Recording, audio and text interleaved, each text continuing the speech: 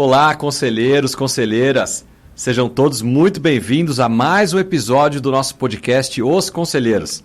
Indo ao ar todas as segundas e sextas, às 20 horas, aqui pelo nosso canal no YouTube e também pelo nosso Spotify, se assim ficar melhor para você escutar ao invés de assistir aí ao vivo. Se é a sua primeira vez aqui no nosso canal no YouTube, te convido a fazer a sua inscrição e também a ativar o sininho, para que você seja notificado não só para os nossos episódios aqui do podcast Os Conselheiros, mas para todas as publicações que acontecem pela Board Academy. É um prazer tê-los conosco. E hoje eu não estou aqui com a presença do meu ilustre co-host, Humberto Silva, mas nem por isso o podcast vai ser diferente. Nós temos um convidado muito especial, como sempre, amigo aqui da Board Academy, ele que é executivo, ele que é conselheiro, trabalha no terceiro setor também ajudando aí instituições e vai falar um pouco para a gente hoje da sua trajetória profissional. Eu estou falando de Augusto Santos. Augusto, seja muito bem-vindo ao nosso podcast. Obrigado, Marcelo. Obrigado pelo convite. Estou aqui bastante feliz aqui de poder estar com vocês e assim, ter essa conversa aí que a gente pode desenvolver aí, falar um pouquinho sobre mim, falar mais da Board também, da experiência toda. Estou muito contente. Obrigado. Obrigado, Augusto. Você sabe que eu me sinto um verdadeiro privilegiado, porque a cada episódio aqui, que eu tenho a honra então de conduzir, eu conheço um pouco mais, profundamente aí os colegas convidados, especialmente os board members que já são aqui da casa, e aprendo com a história de cada um deles. Às vezes a gente acha que a nossa história é uma história comum, mas não tem história comum.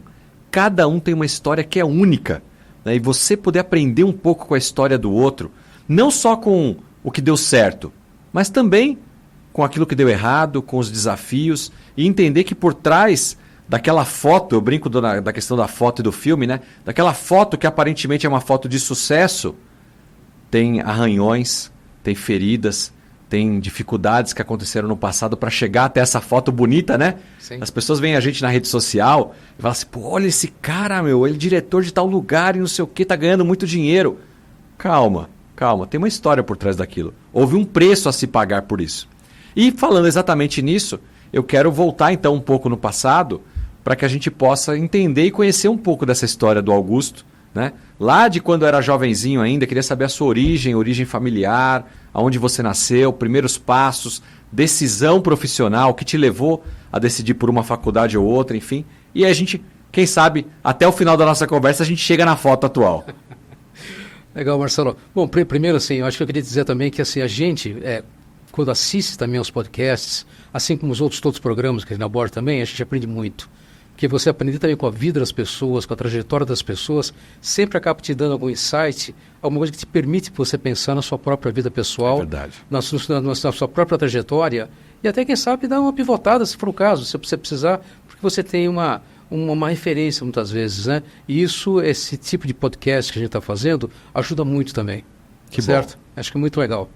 Bom, Marcelo, eu vim de uma família muito humilde, humilde. Eu nasci em Araras, aqui em São Paulo, mas eu vim para São Paulo com 5 anos de idade. Então, eu sou praticamente um cidadão paulistano, Vivi no interior. E veio com a família? Vim com a família. Seu pai veio tentar sorte em São Paulo? Isso. Na verdade, ele trabalhava no banco, ele foi transferido para São Paulo, a gente veio para cá, eu, minha mãe e meu pai. Da minha mãe eu sou filho único, depois meu pai se casou de novo, teve mais 2 irmãos que eu tenho hoje, que eu adoro, os meus 2 irmãos, por parte de pai também. E nós viemos aqui para São Paulo e, assim, eu tive a oportunidade de poder estudar também em bons colégios, eu acabei tendo bolsa de estudos e acabei seguindo a minha vida. E era muito interessante porque a minha expectativa, aquilo que eu sempre planejei na minha vida, foi ser médico. Eu queria ser médico. Então eu adorava, é uma coisa que... Alguma referência familiar? Não, alguma memória? Não. Mas é uma coisa que assim, me interessava muito. Medicina, eu queria... Eu tentei fazer vestibular para medicina, estudei, fiz cursinho e tal.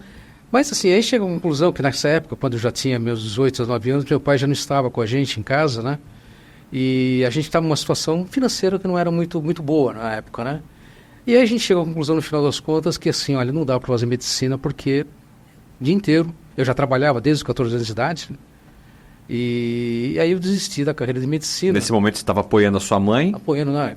Como é que é largar tudo para só estudar, né? Exatamente. E ainda é um curso caro que exige. Exatamente. Eu sustentava minha casa na época, né? Eu comecei a trabalhar com 14 anos de idade, como office boy, né? Naquela época, hoje não existe mais essa função, né? Eu falei office boy, hoje não existe mais como office boy no escritório de advocacia. E depois eu comecei uma carreira numa indústria, na Moca, aqui em São Paulo, como comprador. Né? Iniciando alguma carreira de compras. Então foi muito interessante, né? Então uma carreira de compras e eu galguei, né, de auxiliar para comprador, fui pegando uma certa experiência, entendendo o que é negociação, entendendo que... Isso influenciou a sua decisão pela primeira faculdade, pela primeira formação? Sim. Depois, quando eu percebi que medicina não era mais o negócio, eu não queria fazer administração na época, eu não me sentia muito bem pensando em administração. Eu fui fazer economia. Então eu fui fazer economia na PUC, aqui em São Paulo, né? Passei no vestibular e tal, foi muito legal. E justamente naquela época do movimento estudantil, né? Então acho que não é nem muito da tua época também, entrei em 77 na PUC, né? E participei de todo aquele período de movimento estudantil também na PUC. Eu lembro de alguma foto que eu tenha visto do José Serra, em relação ao movimento estudantil. Sim, naquela época a gente tinha lá Franco Montoro, Serra, Fernando Henrique, participando dentro do movimento estudantil e que muita coisa acontecia na PUC, né? Era PUC e USP que eram os focos principais da época, né? E uma coisa que me orgulho bastante também, que eu fico muito contente, porque foi uma experiência muito interessante de vida também, porque você começa a tentar enxergar o mundo de uma maneira diferente, né? E perceber que a tua cidadania... Ela tem que ser conquistada de alguma forma. E isso o movimento estudantil me deu um pouco dessa influência, digamos assim. Aí eu comecei a fazer economia na PUC e eu acabei saindo dessa empresa que eu trabalhava. Eu fui trabalhar depois na Bolsa de Valores de São Paulo, bem na área de compras. Fiz uma carreira interessante em compras também. Mas como eu já estava fazendo economia, eu tentei sair da área de compras e ir para uma área um pouco mais afim. Eu queria uma área de mercado, mas a área de mercado estava um pouco difícil. E aí uma pessoa muito querida na época, que era um gerente financeiro da Bolsa de Valores, que depois acabou sendo superintendente geral e fundador da BMF, que era o Dorival, né, Dorival Rodrigues Alves, ele me deu uma chance de ir para a área financeira. Então foi a primeira pisada que eu tive na minha área financeira, na área de custos e orçamentos. Na época, nada feito em computador, tudo feito à mão, planilhas e não sei o quê. E eu acho que eu me encontrei na área financeira. Né? Fazer economia, tinha muita coisa ligada a financeiro, pensando na área de orçamento, você pensa também em questões de cenário econômico, esse tipo de coisa e tal. E eu comecei a utilizar todo esse conhecimento e comecei a participar, então, disso, e foi muito interessante. Aí depois eu saí da área de custos e orçamentos, fui para a área de contas a pagar e contas a receber. Isso já formado, já adulto? Não, ainda não. Ainda não? Assim, era adulto já porque nessa época já tinha 20 e poucos anos. Ainda solteiro, morando com a mãe? Ainda era solteiro. Naquela época eu me casei com 26 anos. Tá. E aí eu saí, fui para a área de contas a pagar e receber e lá nessa área eu tive meu primeiro cargo de liderança como supervisor da área. O que foi uma experiência muito interessante, né? Porque quando você se torna líder daqueles que eram teus pares e amigos, você começa a perceber o quanto a liderança modifica os relacionamentos. E eu aprendi isso daí assim, sabe, no dia a dia, né? Aquele happy hour de sexta-feira você não é mais convidado. Aquele almoço que todo dia eu ia com o pessoal, que era para falar mal do chefe, né? Que é o esporte de todo mundo, né? Já não podia ir mais, já era mais difícil e tal. Aí, assim, então, esse primeiro cargo de liderança foi muito interessante, né? Você aprender na prática, né? O que é você começar a aprender a liderar pessoas de uma forma totalmente empírica, porque não tinha estudo, não tinha nada, né? Eu estava fazendo economia, aí foi quando eu me formei em economia, né?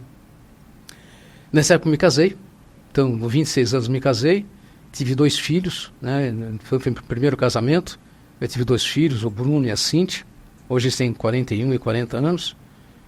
O Bruno me deu netinho, né? Então eu tenho muita felicidade de estar com ele. E aí uma das pessoas da Bolsa de Valores, que é um superintendente da Bolsa, me convidou para trabalhar na Arthur Andersen, a finada Arthur Andersen. Finada Arthur Andersen, que era uma empresa Muito renomada. Era Stock Tree, né, na época da auditoria, né? Não da auditoria. Eu fui trabalhar na área financeira da Arthur Andersen. Tá ok. Né? Então, Parte interna dela. Parte interna. Então eu segui minha carreira de liderança na época como gerente financeiro da Arthur Andersen. Né? Então cuidando de tesouraria, com essa pagar, receber e todo o relacionamento que você tinha com o exterior e assim por diante. Uma experiência também muito, muito interessante indo lá para Arthur Andersen.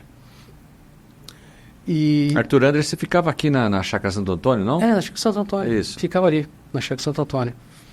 E foi assim muito, muito legal também. Eu participei, né, durante todo esse tempo lá na Arthur Andersen e conhecer mais a área financeira. E foi a primeira empresa que eu tive também que me deu esse relacionamento internacional. Não só nos cursos que a gente fazia lá fora, mas como também relacionamento internacional com a matriz e assim por diante. Né? Então você começa a entender também um pouquinho como é que funciona todo esse relacionamento entre a matriz e todas essas filiais que você tem no mundo. É uma experiência interessante que eu tive também de comandar o escritório do Rio de Janeiro, também na área financeira. Então, eu ficava um tempo no Rio, um tempo em São Paulo. Então, com isso, eu acho que aí você vai começando a formar um pouquinho, Marcelo, o profissional que a gente é, né? O estilo de liderança que a gente tem, né? E conhecer pessoas, e conhecer como cada pessoa necessita de uma liderança distinta. Né? E como o relacionamento entre as pessoas também vai te formando enquanto profissional, enquanto líder, enquanto pessoa. Né? Então, essa experiência foi muito interessante lá na Arthur Andersen, né? Eu fiquei lá durante, acho que 5 anos, eu fiquei 10 anos na Bolsa, depois fiquei acho que mais uns 5 anos na Arthur Andersen. E nesse meio tempo, eu comecei uma coisa que para mim eu sigo a gente tá falando o quê? Década de 90, é isso? Isso. Olha, eu saí da Arthur Andersen em 93. 93 era Sarney para Collor. Exatamente. Eu peguei o plano Collor numa situação muito estranha. Eu voltando do exterior... O RV... eu voltando do exterior... Não, o RV foi depois, foi no plano real, né? Foi o Fernando Henrique como ministro ainda, né? Mas do Itamar. Do Itamar, é verdade, O plano Collor, quando entrou, eu tava no exterior, indo num curso Arthur Andersen. Quando eu voltei no Brasil, eu fui sacar dinheiro na maquininha de sacar dinheiro no aeroporto, não sei o quê. Eu olhei meu saldo e eu tinha 50... Eu nem sei o que era na época, Cruzeiro, alguma coisa. Não lembro mais a moeda que a gente utilizava. E eu falei, bom, cadê meu dinheiro? Aí eu fiquei sabendo do plano que houve, aí eu fiquei entendendo tudo isso, né? Como é que as coisas aconteceram. Então você foi um dos impactados. Bastante, né? Bastante. Uau. Até porque assim, né? Eu era casado, já tinha meus filhos, sustentava a casa da minha mãe também, né? Então foi um impacto grande, né? E aí, assim, o que aconteceu foi que, felizmente, na Arthur Andersen, na época, a gente teve que ter apoio na Arthur Andersen para passar por esse período mais crítico, né, do plano Collor, né, enfim, restabelecer um pouco a questão das finanças. A coisa foi acabando acontecendo, né, e a gente ultrapassou essa fase, né. Aliás, eu passei por vários pacotes econômicos, né, na vida, né, várias crises financeiras e tal. Essa época da inflação, que era... Hiperinflação do Sarney. Era coisa de 30% ao mês, né, era uma coisa assim... inimaginável hoje para a gente, né?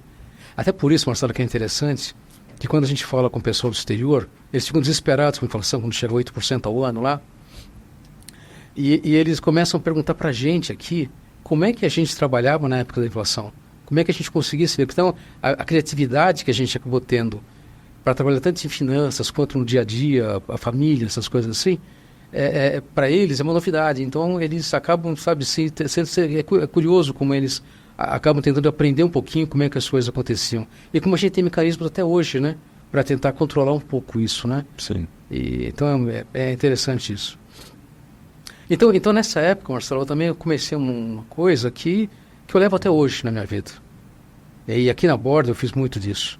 Que é aí o tal que se chama hoje do Long Life Learning, né? Quer dizer, é manter o teu aprendizado. Então, aí eu fiz um curso de pós-graduação lá na Álvares Penteado, na área financeira. Aí depois eu fiz outros cursos menores também. Acabei fazendo curso no exterior com o pessoal da Arthur Andersen. Acabei fazendo, no início dos anos 2000, eu fiz meu mestrado em administração financeira na PUC, né, o que me abriu uma outra perspectiva. Eu acabei sendo professor durante algum tempo, né, tanto da área de empreendedorismo, quanto da área financeira, quanto logística, né? Trabalhando de dia e lecionando à noite. À noite, exatamente isso, né? E por que logística, né? Aí, seguindo um pouco mais a questão da carreira, né, Marcelo? Aí eu saí da Arthur Andersen e fui convidado por um amigo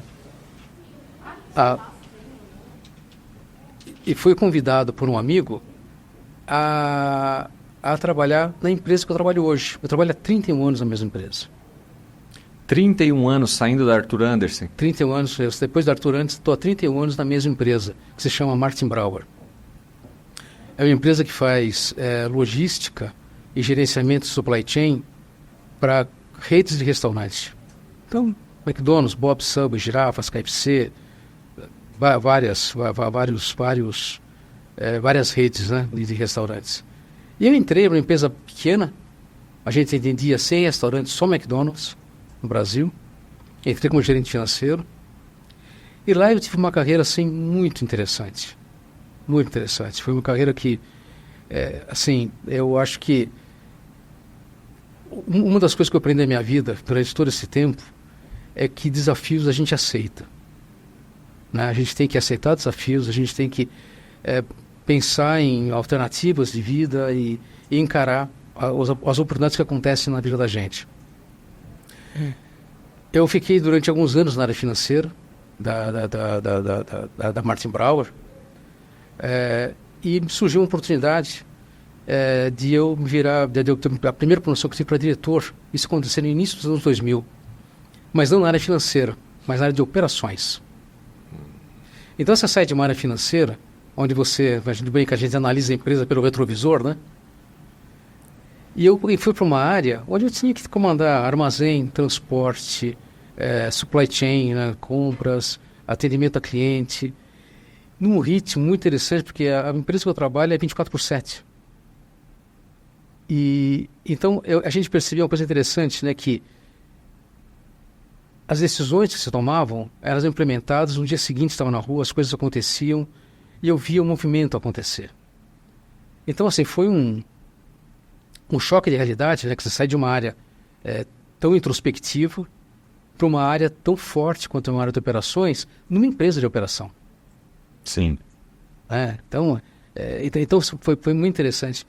E eu tenho uma coisa que eu aprendi na vida com um ex-chefe meu da Arthur Andersen, o Paulo Simas. O Paulo dizia para mim o seguinte, que quando você está numa posição de liderança, você não precisa conhecer profundamente, tecnicamente, aquilo que você está fazendo. Você precisa tomar decisões. Então, o que você precisa ter do teu lado são pessoas boas. Quer dizer, boas pessoas que tenham boa experiência, conheçam tecnicamente o negócio, para que possam te dar subsídios para que você possa tomar uma boa decisão. Porque, no final das contas, no fundo, a decisão ela é solitária. Né? Isso é um jargão que a gente tem na liderança solitária, né? Mas é verdade. Quer dizer, então, essa é a vida, inclusive. Deixa eu aproveitar esse seu gancho, né, para fazer uma conexão com o mundo dos conselhos. Por que faz muito sentido um empresário ter um conselho em sua empresa? Porque ele é um líder solitário. Exatamente. Porque ele tem que ficar tomando decisões ali que, diferente de um executivo que toma uma decisão, e vamos lá, na pior das hipóteses, o que pode de pior acontecer com o executivo? Perder o emprego. O empresário perde a empresa. Exatamente. Então é assim, você multiplica os riscos dele em relação à decisão que um executivo tem que ter, né? Muitas vezes. Por isso a importância de ter conselheiros, pessoas como você falou, que são os liderados ali, né? Com uma bagagem, com uma experiência que às vezes ele não tem. E o Farias usa uma expressão aqui que é bem interessante, que são pessoas que estão subindo a mesma montanha, só que por outros lados. Então, assim, te ajudam esse líder, esse empresário, a tomar uma decisão melhor. Porque cabe a ele, no final das contas, tomar a decisão e não o conselho consultivo, né? O conselho consultivo vai recomendar, vai sugerir, baseado nas experiências técnicas que eles têm para ajudar aquele empresário numa boa decisão, numa boa tomada de decisão. E assim, é totalmente verdade, Marcelo, porque a gente sabe que se como executivo eu preciso ter do meu lado pessoas que possam me auxiliar me dar conselhos técnicos, conselhos pessoais, me avaliar efetivamente, né, como líder também, para que a gente possa seguir uma carreira, assim, tomando as melhores decisões e uma carreira perene, né? Então, quanto mais um empresário. E as conversas que eu tive com empresários aqui, até em função de tudo isso que a gente faz aqui na Board, me mostraram muito isso. O quanto é importante você apoiar, né, os empresários para que eles realmente possam manter a empresa deles. Porque assim, como executivo, você falou que o mais que você pode fazer é perder o emprego. Não ganhou o bônus direito que você queria ganhar aquele ano. O meu risco é o bônus. Então eu falo assim, pô, eu não ganhei meu bônus, mas meu emprego está lá. Eventualmente eu posso perder esse emprego, mas o empresário, ele tem uma vida para perder.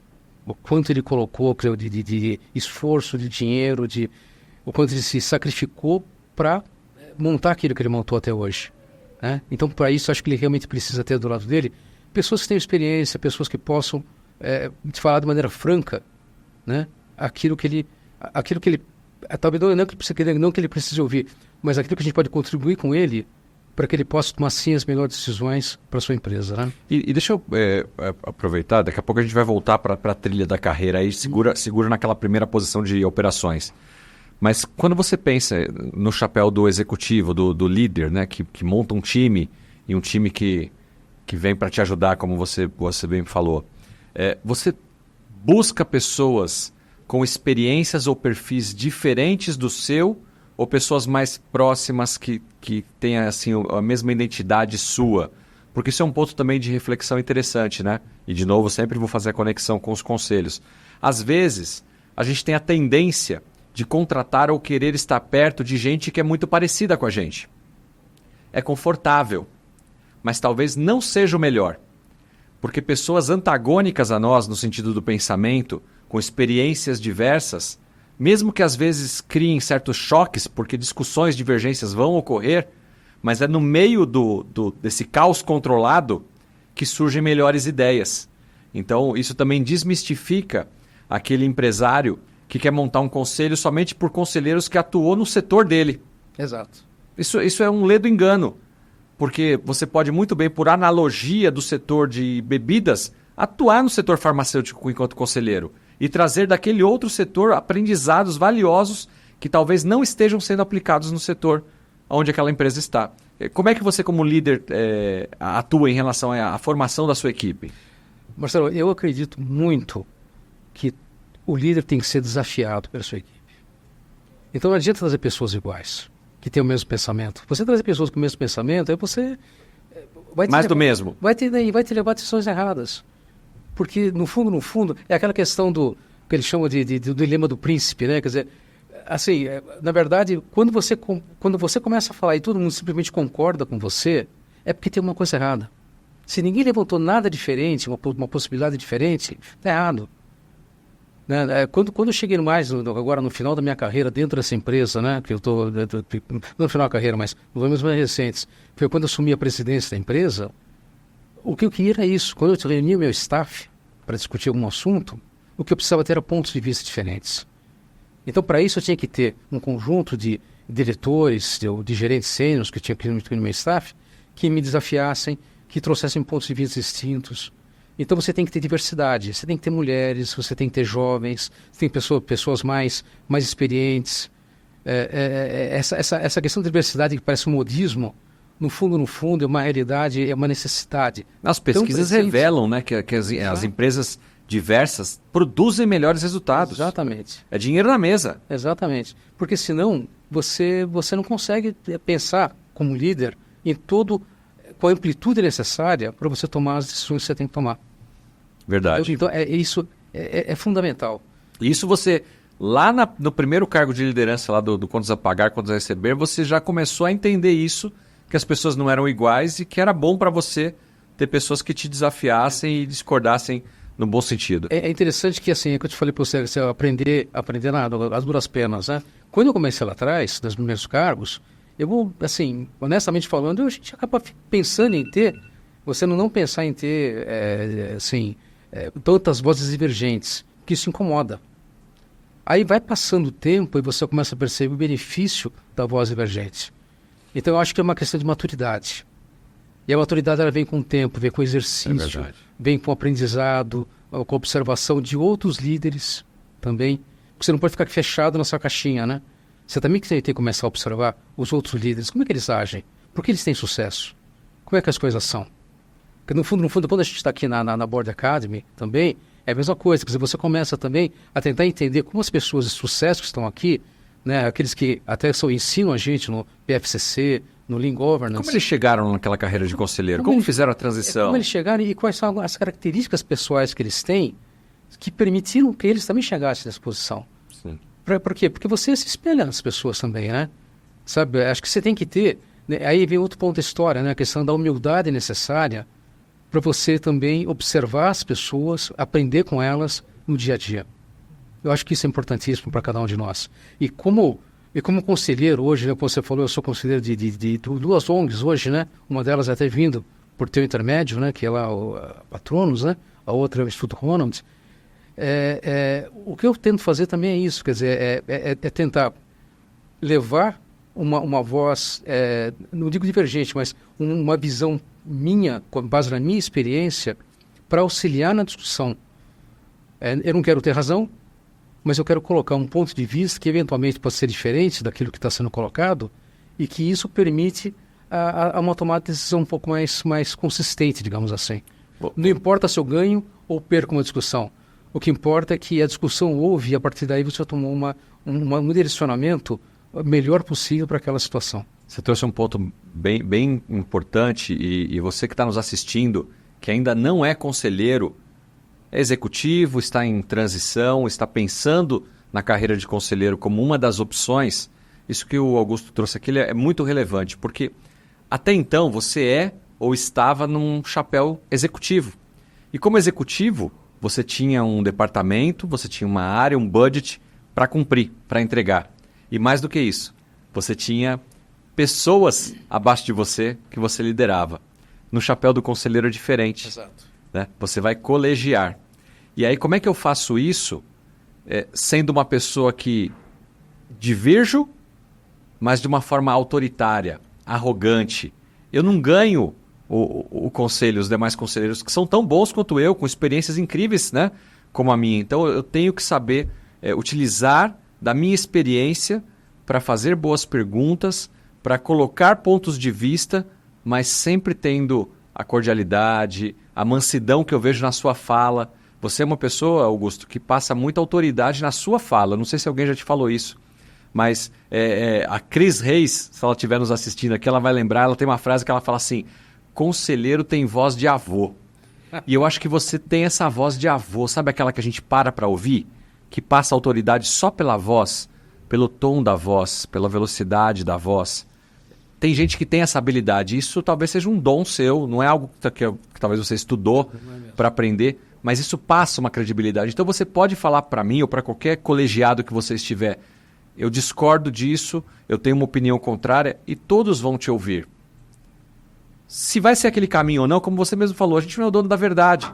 Mas no mínimo vamos parar para ouvir essa outra possibilidade para ver se faz sentido ou não. Porque só dizer amém, amém, amém, inclusive esse não é o papel do conselheiro, né? O conselheiro ele está ali justamente para mexer naquele caldeirão ali e fazer coisa diferente. Já dizia Einstein, né? Insanidade, loucura é querer ter um resultado diferente fazendo as coisas iguais. Então um empresário que quer mudar as coisas na sua empresa, implementa um conselho e o negócio continua igual do jeito que ele estava tocando, não faz sentido nenhum ter aquele conselho. Ele está com os conselheiros errados naquela cadeira. E talvez, Marcelo, eu acho que talvez a mesma gente como conselheiro talvez tenha que começar a tentar ensinar esse empresário esse tipo de coisa. Sim. Porque principalmente, assim, as poucas conversas que eu cheguei a ter com empresários, algumas delas aqui a partir da experiência aqui da Board, né, mostra o quanto muitas vezes eles são carentes dessa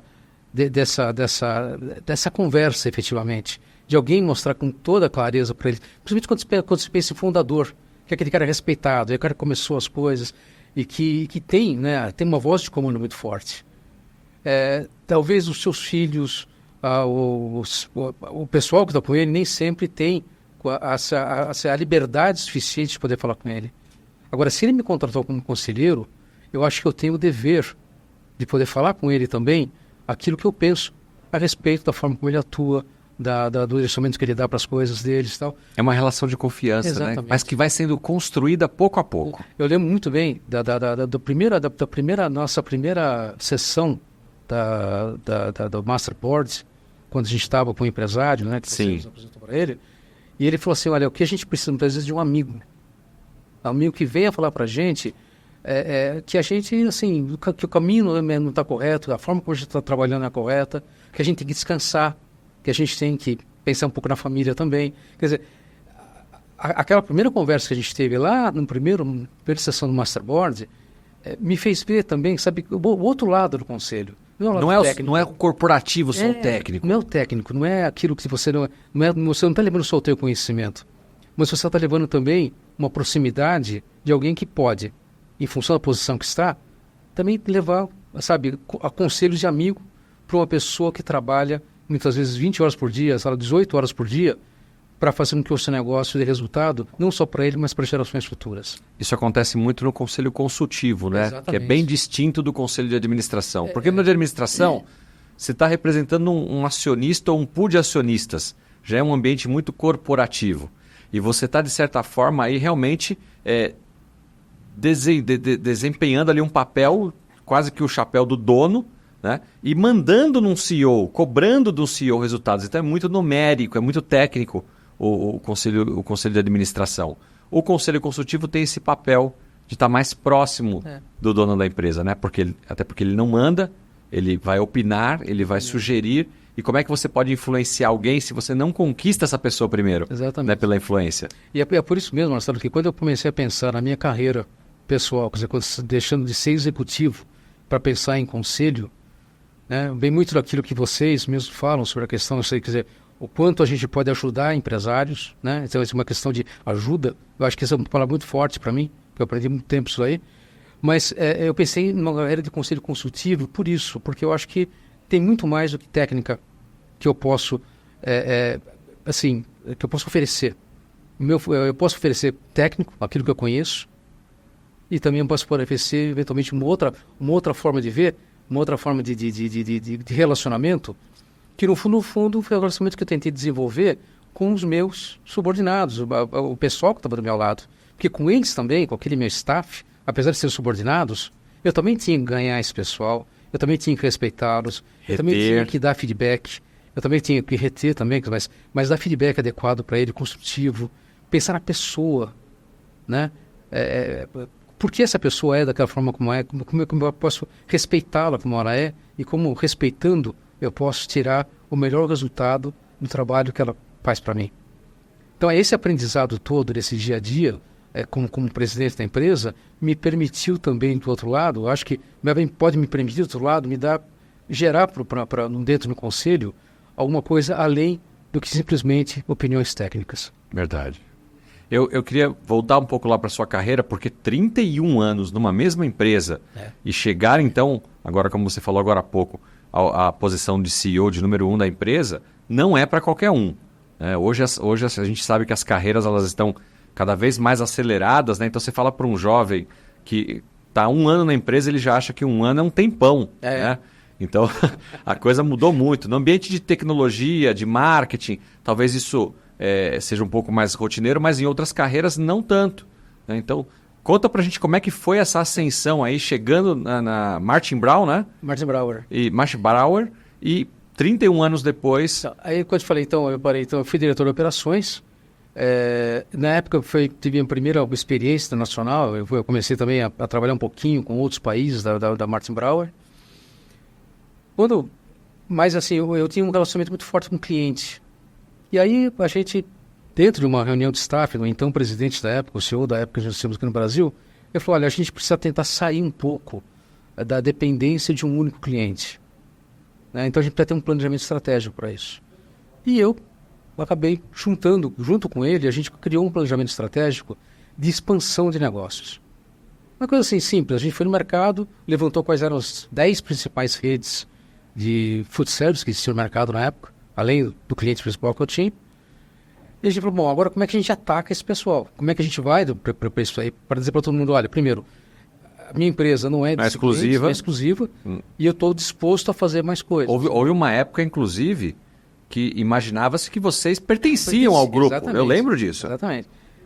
Então, assim, foi interessante que eu acabei fazendo a gente acabou fazendo esse plano, a gente abriu uma vaga, então, né, de diretor comercial, então eu saí da área de operações e fui para a área comercial. Foi outro choque, né? Porque o financeiro é um cara fechado, habitualmente, né? Mas quando você vai para a área comercial, é uma coisa totalmente distinta. Né? Você é uma pessoa comercial, tá certo? Mas você sabe que o meu background é financeiro, Financeiro né? também, mas você... Financeiro, que eu tô vendo na sua história, eu tô ficando até, eu não sei se eu fico feliz ou preocupado. Porque eu sou financeiro, comecei em contas a pagar e contas a receber, como você falou, fui office boy, hoje estou em operações e todo mundo querendo me puxar para o comercial.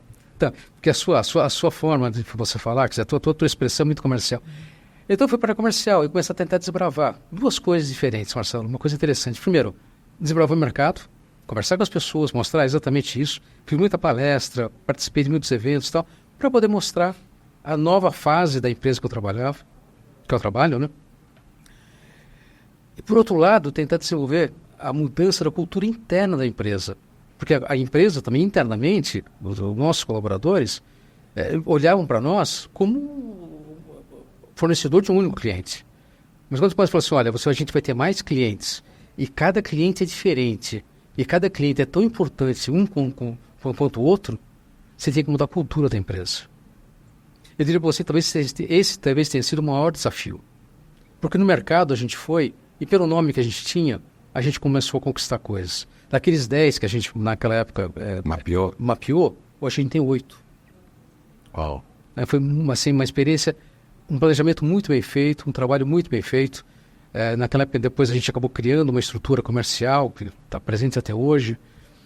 E assim, foi uma experiência muito boa, porque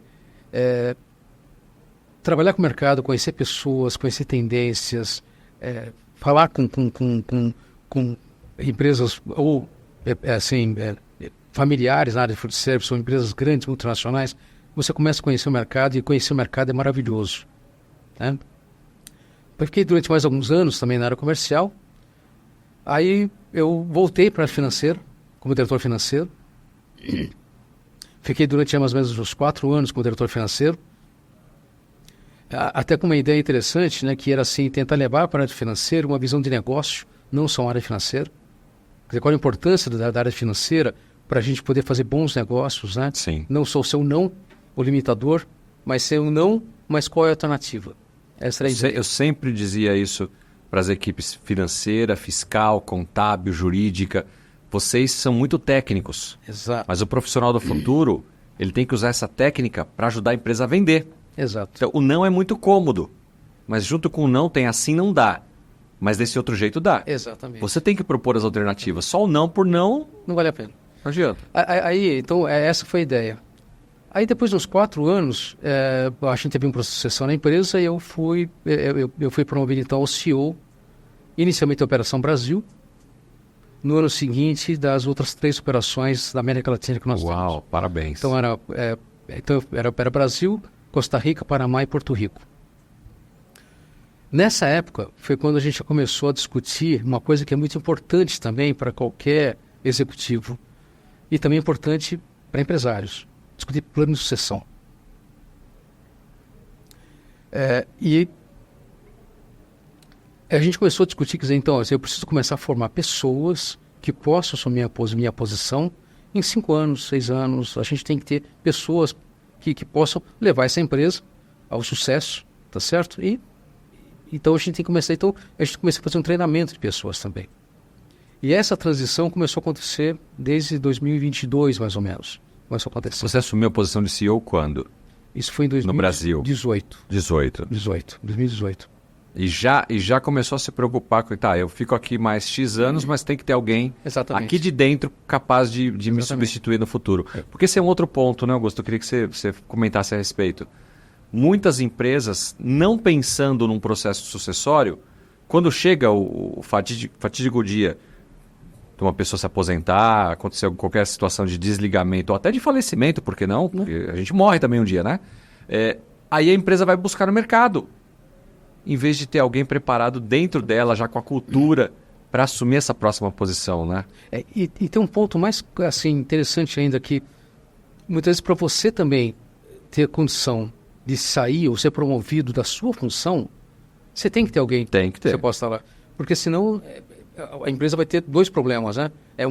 Alguém numa posição nova e tem que estar no mercado com outra posição também, para chamar. Então, quando eu saí da área financeira, por exemplo, já tinha um sucessor, que está lá até hoje, é o nosso diretor financeiro na empresa. E assim também, então, dentro daquele grupo de diretores que a gente elegeu aí 2 diretores, como se fosse um trabalho de treinamento deles, e, enfim, um trabalho de educação, esse tipo de coisa, para que eles pudessem assumir. E um deles assumiu em 2022. Um pouquinho antes disso, só em termos também de projetos de empresa, o que a gente fez foi uma segunda etapa de expansão de negócios. Quer dizer, a gente já tinha conseguido aqueles clientes que a gente imaginava na área de distribuição e gerência de supply chain, a gente já estava bem, mas a gente precisa crescer mais. Então a gente fez um processo interessante também de pensar nos segmentos de negócio que a gente podia atuar a partir desse core business, onde a gente era reconhecido, onde a gente tinha expertise, onde a gente podia ir. A gente criou mais 3 segmentos de mercado que hoje estão muito bem, e que a gente implantou nesse período também que eu estava lá. Um produto foi criado, a gente criou marcas novas e assim por diante. Então, em 2022, eu deixei a Operação Brasil para o meu sucessor, um daqueles que foram treinados. Hoje eu estou concentrado hoje nos 3 países da América Latina, que é Panamá, Costa Rica e Porto Rico. Ah, ok. Tá certo? Uma agenda um pouco mais tranquila em termos de tempo também, mas com um desafio muito grande de fazer crescer as operações. É a mesma coisa que eu fiz aqui no Brasil, de crescer, agora eu tenho que fazer crescer as operações também e criar um sucessor para mim nessa... E você pilota essa operação à distância? Eu vou para lá em média a cada 4 vezes por ano. Eu passo 15 dias viajando nos 3 países, o restante eu trabalho da minha casa. Então, é de casa mesmo, né? Eu tenho um escritório na minha casa, nem escritório mais aqui eu venho, né? Eu fico lá... Até para, de certa forma, não ter uma sombra para o CEO local aqui, né? Deixa ele tocar a Operação Brasil. Também. E também porque, assim, é muito mais tranquilo. O meu equilíbrio de vida é muito melhor fazendo isso. Eu estou no interior de São Paulo, então com isso eu consigo também ter meu escritório, e eu passo o dia inteiro em reunião com o meu pessoal lá de fora e assim por diante. Nesse meio do caminho, desde 2021, eu venho estudando para ser conselheiro. Essa era a minha próxima pergunta. Onde que o mundo do conselho entra nessa história? Então, entra nessa história, quer dizer, quando a gente começou a pensar em plano de sucessão, eu comecei a pensar na minha vida futura. Quer dizer, eu não quero parar de trabalhar, eu gosto de trabalhar. Eu acho que eu tenho muita experiência, que eu acho que muita coisa que eu posso fazer na minha vida. E chega um ponto que você fala assim, mas eu não queria mais ter a carreira de executivo. Quer dizer, o que eu posso fazer para não ser executivo e poder usar minha experiência para auxiliar, ajudar e estar presente no mercado. E foi quando me surgiu, com algumas conversas com alguns amigos, essa questão de conselho. Então, a primeira coisa que eu fiz, isso foi em 2021, eu fiz um curso de formação de conselheiros, numa escola renomada também, foi muito legal o que eu fiz. E de lá para cá eu venho trabalhando. Né? Então, acho que em 2022 ou 2023, acho que foi finalzinho de 22, foi quando eu me afiliei aqui ao Board Club na época, né? E comecei a fazer todo esse trabalho junto com vocês, participando de programas, participando do Board Venture, participando agora do Barezo Venture, do Master Board, participando dos dias aí, enfim, fazendo meu networking e tentando, sem dúvida alguma, trabalhar para que eu possa quebrar, né, essa barreira que é o primeiro conselho com empresas. Seja pago, seja pro bono, isso aí não importa. O que importa sim a experiência. Sim. E eu me testar também junto com uma outra empresa como conselheiro. Eu acho que isso é o importante, né? Eu acho que, o que eu te falei, são a questão dos desafios que a gente tem que ter, a gente tem que encarar os desafios. De vez em quando dá medo, você sabe disso, tá certo? De vez em quando a gente fica, poxa, será que realmente eu consigo fazer isso? Mas conversando com uma pessoa recentemente, aí, há pouco tempo atrás, aí, ele me disse uma coisa muito interessante, né? Que a gente tem que transformar essa energia do medo numa energia de ação. Né? Quer dizer, o medo vai te dar a cautela necessária para que você possa ter sucesso. E é isso que eu estou tentando fazer hoje também. Quer dizer, então tentar quebrar essa barreira, começar a ter o primeiro conselho. Hoje eu tenho tempo para isso, né? Porque com a minha agenda hoje, só não com aqueles 3 países, eu consigo ter agenda para isso. É muito claro também para a pessoa da empresa, isso aí que isso não é nada escondido, não é nada que eu esteja fazendo sem um conhecimento deles, né? Porque eu acho que a transparência também é fundamental em todos os aspectos. Você trouxe um ponto, deixa eu fazer um parênteses aqui, que é um ponto bem importante, especialmente para você que ainda é executivo e já está olhando realmente para, como diz a nossa querida Márcia Lourenço, a continuidade da sua carreira, não a transição, mas a continuidade da sua carreira, né, pós mundo executivo, e o mundo do conselho é uma das opções. Você pode ser um investidor na bolsa, pode ter imóveis de locação, pode se tornar um professor, tem muita coisa para fazer, montar uma casa do pão de queijo, o que você quiser. Mas a carreira de conselheiro é uma dessas opções de continuidade da carreira executiva.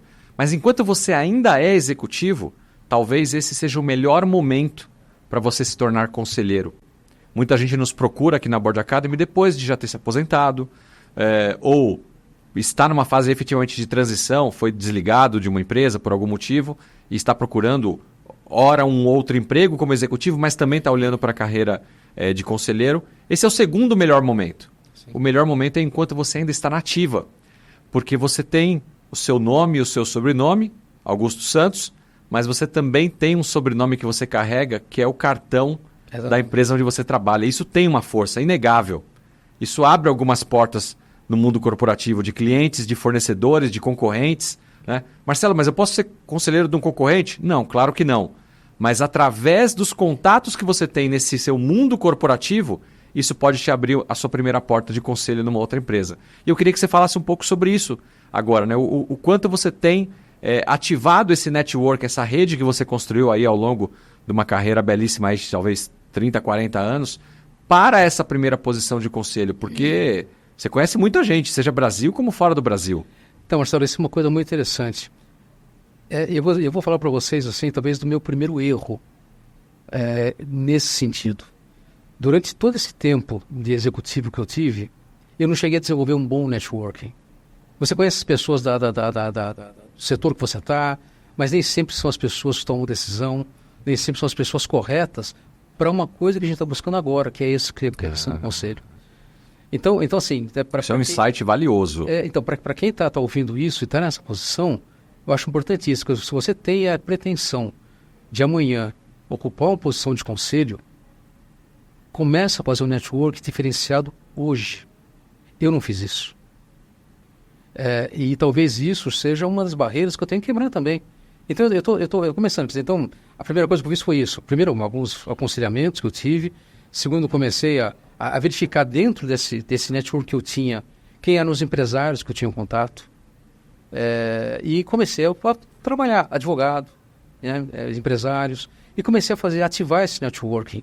E eu estou aprendendo isso ainda, Marcelo. Na verdade, é um aprendizado, porque... Parece que você está indo lá pedir um emprego, né? E não é isso exatamente. A primeira vez que eu sentei com um almoço com uma pessoa para falar sobre isso, foi muito difícil para mim. Porque exatamente essa é a sensação, que você está indo lá para pedir um favor.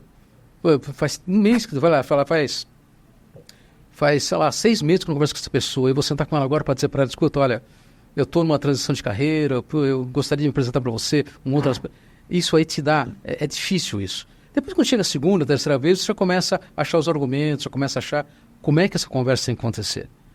Mas é difícil. Então, mas eu vou te dar a dica de ouro. Para você e para você que está nos assistindo agora. Depois eu ia falar para você tomar nota, mas depois você grava, assiste, volta, rebobina e assiste de novo.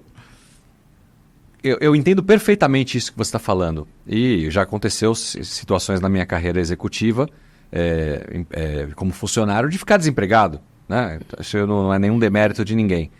E eu ficava exatamente nisso. Como é que eu vou pedir para os meus amigos um emprego? O meu amigo do tênis, meu amigo do condomínio, eu não vou pedir esse favor. E aí meu mindset mudou. E foi no sentido de, ao falar com esses amigos, essas pessoas que poderiam me ajudar, não pedir diretamente para ela, para a empresa dela, exatamente, mas pedir que ela pudesse me ajudar, sim, acaso ela conhecesse uma outra empresa, exatamente, que estivesse precisando. Porque aí você tira o peso dessa pessoa te falar não. Não, aqui não tem, aqui não cabe, eu não posso ajudar. Quando você fala assim, tá, eu vou ver no meu networking de outras empresas se tem alguém precisando com a sua posição. Isso alivia o peso dessa conversa. Uma outra forma, agora já como conselheiro, de fazer isso, é você não se apresentar como um possível conselheiro e pedir uma vaga de conselho para ele, mas dizer que você começou a estudar o assunto de conselho e que esse assunto te pareceu ser muito interessante para as empresas que querem crescer, que querem passar pelo processo de sucessão, de abertura de mercado. E aí você pergunta para ele, a sua empresa tem conselho? Exatamente. Marcelo. Vocês já pensaram a respeito disso? Eu acabei de estudar e estou sendo um estudioso nesse assunto. Se você precisar de ajuda, a gente pode conversar. Eu posso até trazer o pessoal da empresa onde eu tenho estudado para falar a respeito disso, porque eu acho que todo empresário precisa ter um conselho. É o tal do pescar. Só joga a isca. Deixa ele se interessar pelo assunto. Depois, na sequência das conversas, e você sabia que eu posso ser o seu conselheiro? Mas isso é uma conversa para outros 2, 3 cafés. É interessante que eu cheguei a esse ponto de conversar com empresários que eu conhecia desse meu network anterior, e quando eu comecei a conversar com eles sobre essa questão de conselho, nenhum deles tinha. Na verdade, eu tive que conversar com eles sobre a importância de ter um conselho. Claro, é uma doutrina. A gente tem que doutrinar o mercado de empresários. Um deles, inclusive, eu indiquei para cá, porque se eles pudessem, se você precisa montar um conselho, eu tenho um grupo que pode te ajudar a montar esse conselho. Pessoas que eu conheço que podem te ajudar dentro de conceber o conselho, verificar a melhor oportunidade para você, como é que tem que ser feito isso. Hoje na Board Academy nós temos uma estrutura que é a C-Level to Board, Exato. Que é o que? Levar então os C-Levels para os boards, para os conselhos. Essa estrutura nossa, nós não vamos necessariamente ao mercado por conta própria, normalmente é por indicação. Então um board member como você traz uma empresa, um case, e fala, olha, eu tenho um case, uma empresa que quer escutar um pouco mais sobre o conselho e não sabe nem por onde começar. Vocês podem ir lá comigo. E aí você faz parte do projeto, porque qual que é o interesse? Que a C-Level to Board monte o conselho, e aí de acordo com o porte, o tamanho, a complexidade da empresa, pode ter 2, 3, 5 conselheiros, vai depender muito, né? Mas você, sem dúvida alguma, será um dos conselheiros recomendados naquele processo. Então fica essa dica para você também. Não simplesmente peça para esse empresário procurar alguém aqui. Traga você, esse empresário, para a nossa estrutura da C-Level, para que você faça parte do projeto a ser entregue. Então, foi exatamente o que eu fiz. Na época, um dos casos, foi exatamente o que eu fiz. Eu convidei-o para que ele pudesse, tentei juntar as pontas. Isso, vira ponte nessa história. Quer dizer, nada aconteceu. Eu preciso voltar a conversar com ele mais sobre isso, tá? Mas nada aconteceu, mas é o que você falou, é a sementinha que você planta, quem sabe você pode colher no futuro. É isso mesmo. Né? Acho que essa é a ideia. Eu estou na Board praticamente desde a sua origem, né? E de lá para cá, seguramente, eu já falei com mais de 100 empresários sobre conselho. Tem empresários que levam 1 ano para tomar uma decisão de implementação de um conselho. Quando você fala com um empresário que tem um conselho, é mais fácil ele tomar a decisão de aumentar o número de conselheiros ou trocar um conselheiro quando termina ali o mandato de um para o outro. Quando ele não tem um conselho, a implementação do conselho é algo difícil. Ele pensa em custo, ele acha que ele não tem porte para isso, ele às vezes não quer abrir a cozinha dele, né? Porque no passado talvez ele tenha tido caixa 2, meia nota, uma mistura da conta da empresa com a conta pessoal. Esse tipo de coisa o empresário ele não quer abrir e ele pensa que o conselheiro vai entrar e vai mandar nele, vai tomar posse ali dos números e tudo mais. Até isso a gente precisa doutrinar e orientar esse empresário de que não é assim. Exato. Né? Hoje eu atuo em 3 conselhos. Um dos conselhos, a gente olha tudo da empresa. Os outros 2, os empresários falaram, eu não quero que vocês mexam na minha cozinha. Eu quero conversar com vocês só sobre estratégia, só visão de futuro. E ok, quem dita o ritmo é o empresário. Se esse empresário não quer falar comigo do DRE dele, não tem problema. Mas eu vou ajudá-lo na estratégia, porque a estratégia vai levar ele para um lugar onde certamente vai ter impacto financeiro que vai melhorar o DRE dele, mesmo que ele não queira me abrir o DRE dele. Ele não quer ele fala assim, eu tenho contador, eu tenho CFO, eu tenho auditoria.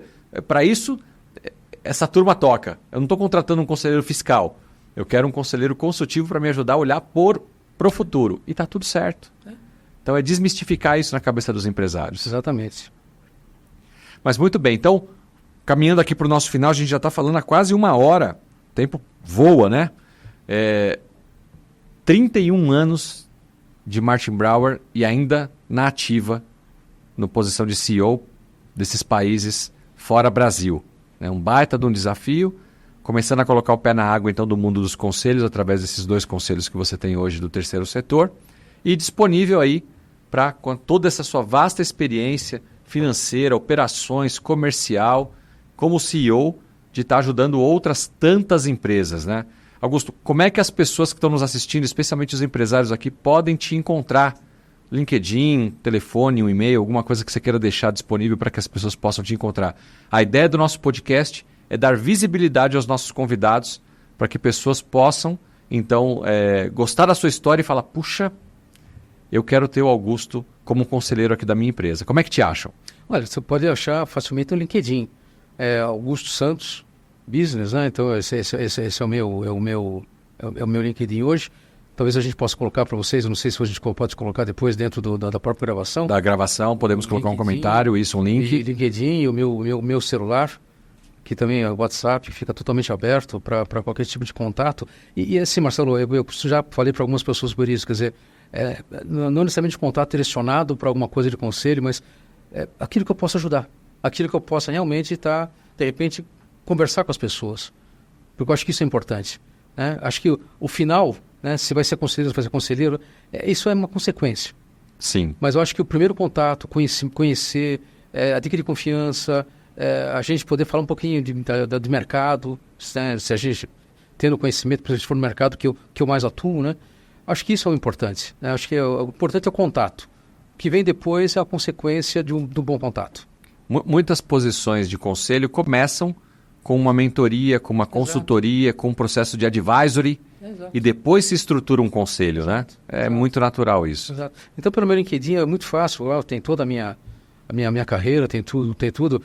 Em função Augusto Santos Business. Isso. Até em função agora do próprio FCC, que eu acabei de fazer agora, né? Eu acabei de ser certificado pelo FCC.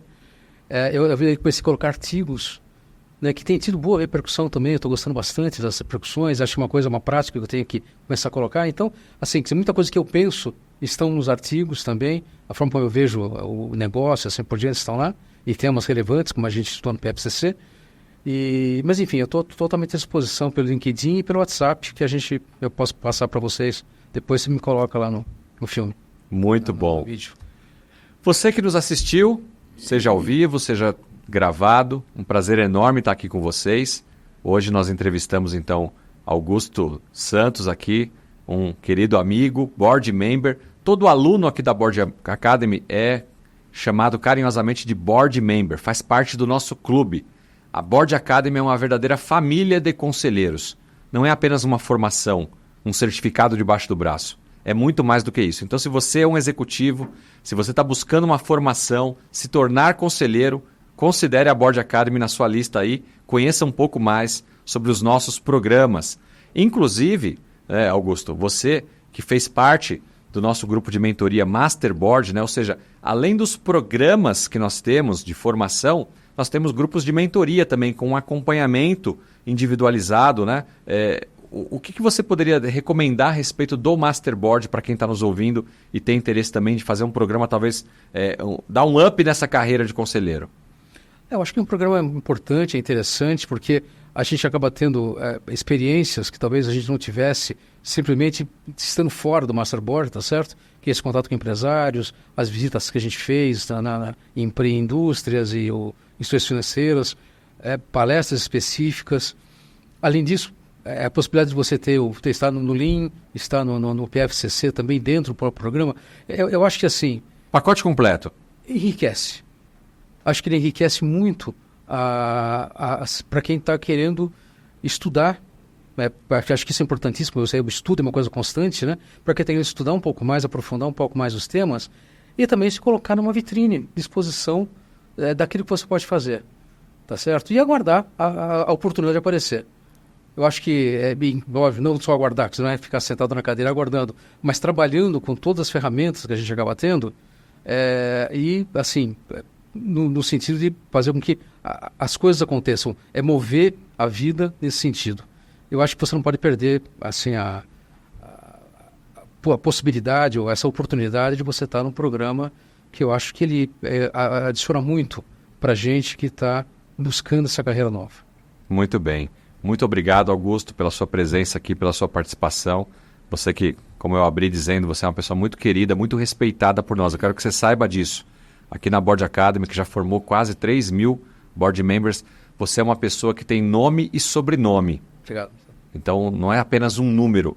né? Nós conhecemos você e gostamos de você. Então, assim, conte conosco aqui da Board Academy para tudo, assim como nós contamos com você, não seja para posições de conselho, como você falou, amanhã pode estar aqui sendo um dos nossos professores, palestrantes, hoje está sendo entrevistado. Então, conselheiro está dentro de um mercado muito maior, que é o mercado do conhecimento, da transferência de conhecimento, que pode ser via dando uma aula numa faculdade, numa pós-graduação, no MBA, via um processo de consultoria, mentoria, coach e também de conselho, né? Que é o mercado que nós estamos atuando. Então, nós contamos muito com você e, novamente, quero muito te agradecer pela participação. Obrigado, Marcelo. Obrigado. Pode contar comigo também, assim como, com certeza, eu conto com vocês nessa minha continuidade de carreira, como você falou. Muito obrigado. E a vocês, então, que estiveram conosco, meu muito obrigado. Se você se sentir à vontade para deixar uma curtida aí e também o seu comentário, nós ficaremos muito contentes com isso e nos vemos no próximo episódio. Um abraço, até mais. Muito bem.